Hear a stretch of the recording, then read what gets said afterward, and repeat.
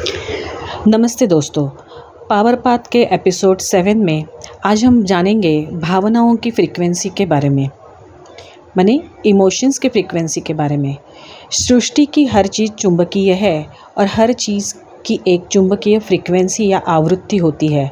आपकी हर भावना और विचार की भी एक चुंबकीय फ्रीक्वेंसी होती है। अच्छी भावनाओं का मतलब यही है कि आप सकारात्मक फ्रीक्वेंसी पर है। बुरी भावनाओं का मतलब यह है कि आप नकारात्मक फ्रीक्वेंसी पर है। आपकी भावनाएं कैसे हैं, अच्छी या बुरी, इसी से आपकी फ्रीक्वेंसी तय होती है। और कोई किसी चुंबक की तरह आप उसी फ्रीक्वेंसी पर मौजूद लोगों, घटनाओं और परिस्थितियों को अपनी ओर आकर्षित करते हैं। अगर आप उत्साहित महसूस कर रहे हैं तो आपके उत्साह की फ्रीक्वेंसी उत्साही लोगों, स्थितियों और घटनाओं को आपकी ओर आकर्षित करेगी।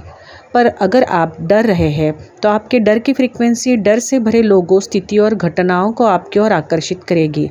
आप किसी फ्रीक्वेंसी पर है, इसे लेकर आपको कभी कोई शंका नहीं हो सकती, क्योंकि आपकी फ्रीक्वेंसी हमेशा वही होती है जो आप महसूस कर रहे हैं।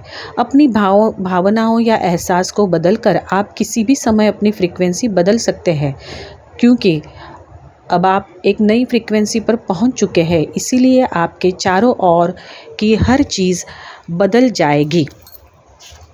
पर दोस्तों, आपके जीवन की किसी भी परिस्थिति का अच्छा या बुरा कोई भी परिणाम हो सकता है। कोई भी परिणाम इसलिए हो सकता है क्योंकि उस परिस्थिति के बारे में आप अच्छी या बुरी कोई भी भावना रख सकते हैं। कोई संबंध सुखद, आनंददायक, रोमांचक, संतुष्टिदायक या सकारात्मक भावना की फ्रीक्वेंसी पर भी हो सकते हैं। दूसरी ओर कोई संबंध नीरस, कुंठाजनक, चिंताजनक, द्वेषपूर्ण, हताशाजनक और नकारात्मक भावना की फ्रीक्वेंसी पर भी हो सकते हैं। उस संबंध का कोई भी परिणाम हो सकता है और आप जैसा महसूस करते हैं उसी से यह तय होता है कि उस संबंध में क्या घटित होगा। आप उस संबंध के बारे में जो भी भावना दे रहे हैं वही आपको उस संबंध में वापस मिलेगी। यदि आप संबंध के बारे में अधिकांश समय खुश महसूस कर रहे हैं तो खुशी की फ्रीक्वेंसी पर होने के कारण आपको उस संबंध से खुशी मिलेगी। इसीलिए कहते हैं कि भावना बदलने से भाग्य भी बदल जाता है। भावनाओं की फ्रीक्वेंसी की सूची पर एक नज़र डालने पर से ही आपको समझ में आ जाएगा कि विषय चाहे जो भी हो, भावनाओं की कई अलग अलग फ्रीक्वेंसी होती है और अपनी भावनाओं द्वारा ही आप हर बात के परिणाम को तय कर सकते हैं। आप धन दौलत को लेकर रोमांचित, खुश, सुखी, आशावान, चिंतित, भयभीत या निराश महसूस कर सकते हैं।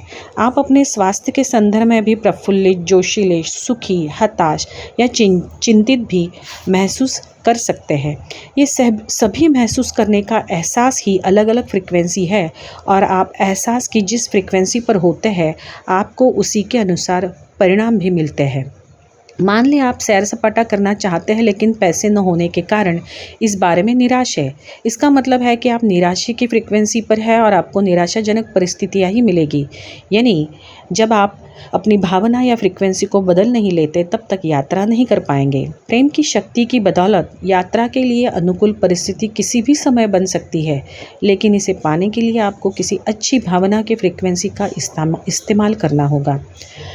जब आप किसी परिस्थिति के बारे में अपनी भावना बदल लेते हैं तो आप एक अलग फ्रीक्वेंसी पर पहुंच जाते हैं और इसके बाद हालत को आपकी नई फ्रीक्वेंसी के अनुरूप बदलना ही पड़ेगा।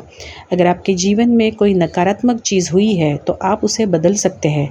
इसके लिए कभी देर नहीं होती, क्योंकि आप अपने एहसास को, अपनी भावनाओं को कभी भी बदल सकते हैं। अपनी प्रिय चीज़ पाने या किसी अनचाही चीज़ के बजाय अपनी मनचाही चीज़ पाने के लिए आपको सिर्फ अपने एहसास को बदलने की ज़रूरत होती है। निकोला टेस्ला भी कहते हैं, यदि आप ब्रह्मांड के रहस्य खोजना चाहते हैं तो ऊर्जा या फ्रीक्वेंसी और कंपन के संदर्भ के बारे में सोचें। नमस्ते। अगले एपिसोड में वापस मिलूंगी। तब तक के लिए अपना ध्यान रखिए।